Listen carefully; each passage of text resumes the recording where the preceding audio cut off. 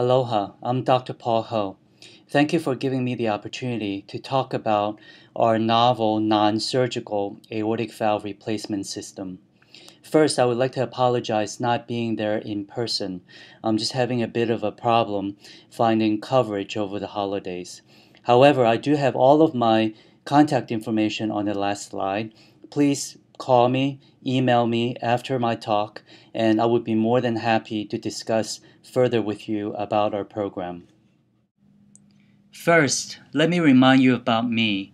I'm the founder of HOCOR. I'm the chief of cardiology at Kaiser, and I'm a clinical professor of medicine at the UH Medical School. I was trained at Penn, Dartmouth, and Harvard.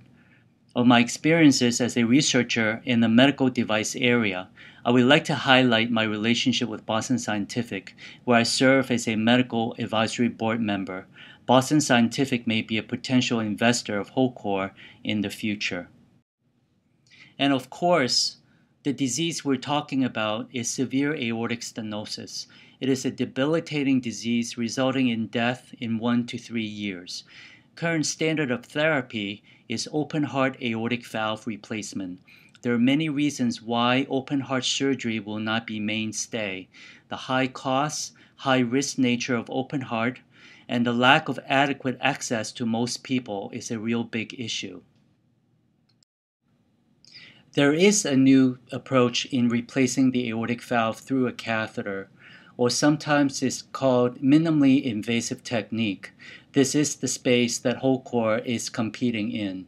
Because of challenges faced in replacing the heart valve in a beating heart without the standard cardiopulmonary bypass support, as is often used in open heart surgery, at best, the current catheter systems are for patients who are rejected by surgery or deemed not surgical candidates. The problem with current systems is the lack of secondary support and the protection for the patient if the valve implantation goes wrong. The design calls for a direct stent over the diseased valve with the prosthetic valve all in one shot.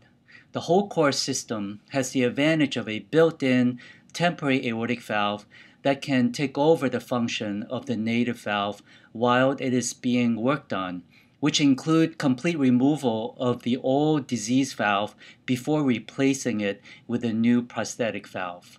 With the temporary valve protection, the operator would not have to be as good, if you can look at it that way.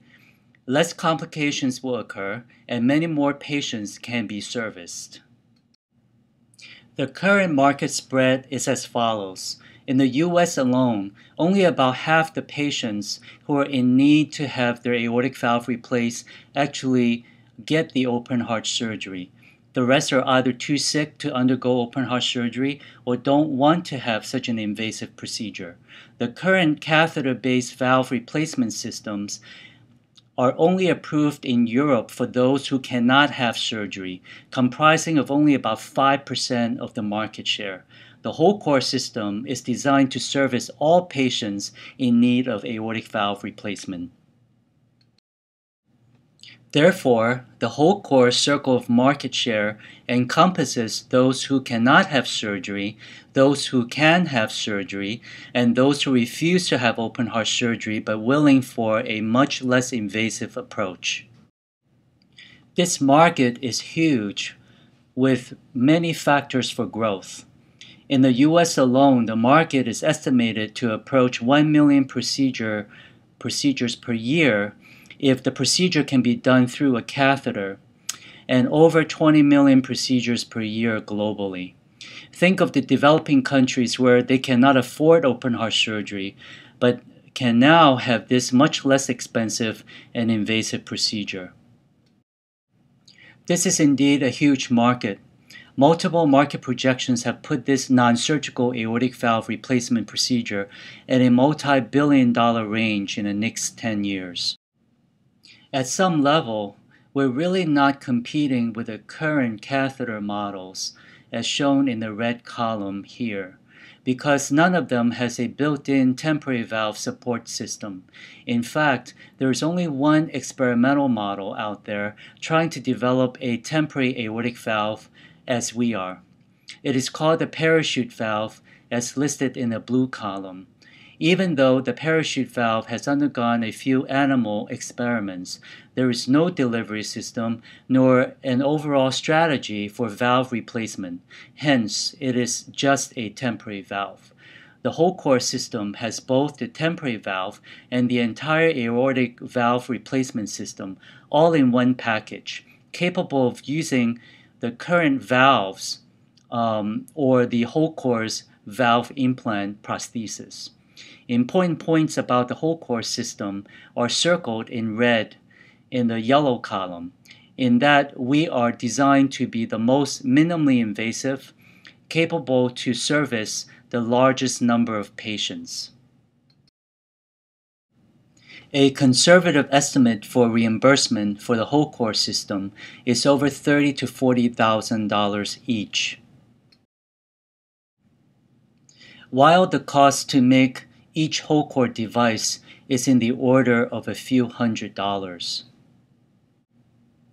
Competitors for the current catheter-based models included these two companies, CoreValve and Ventor.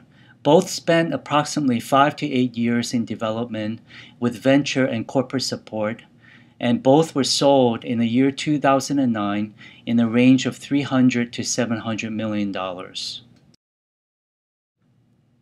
Potential buyers for the HOCOR system are many. Most notable is Boston Scientific, with which I have direct contact with the company's president, Han Kuchman. The intellectual property of the HOCOR system is the strength of our company. We currently have 3 U.S. applications pending, plus 1 PCT international patent application. Our IP attorney is Jim Heslin, who is regarded as one of the very best in the country, and he is very well known in the Silicon Valley. Within the last year, we have a 3rd manuscript accepted for publication in a peer-reviewed medical journal.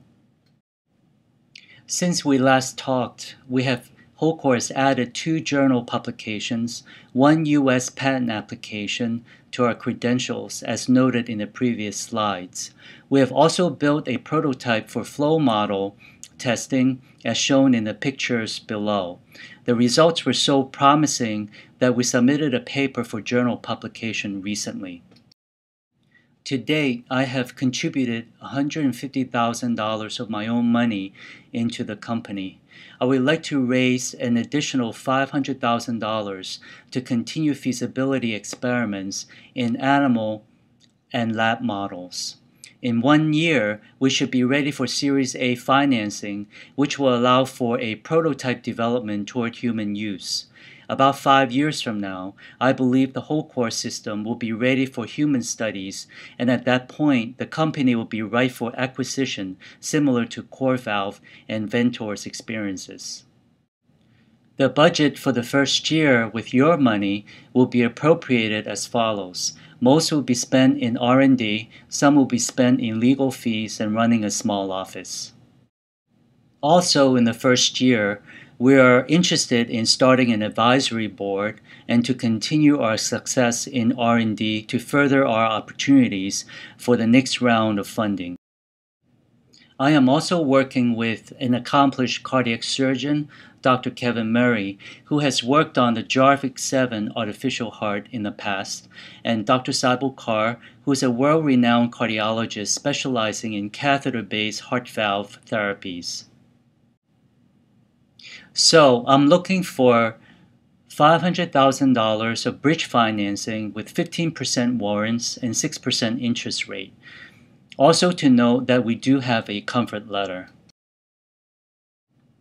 With our current valuation, per $100,000 of investment, you'll own 5% of HOCOR.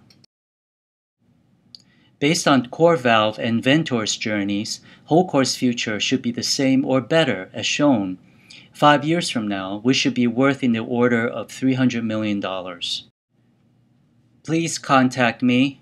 We really need your help to stay on course. And please also visit our website at www.hocorcardiovascular.com.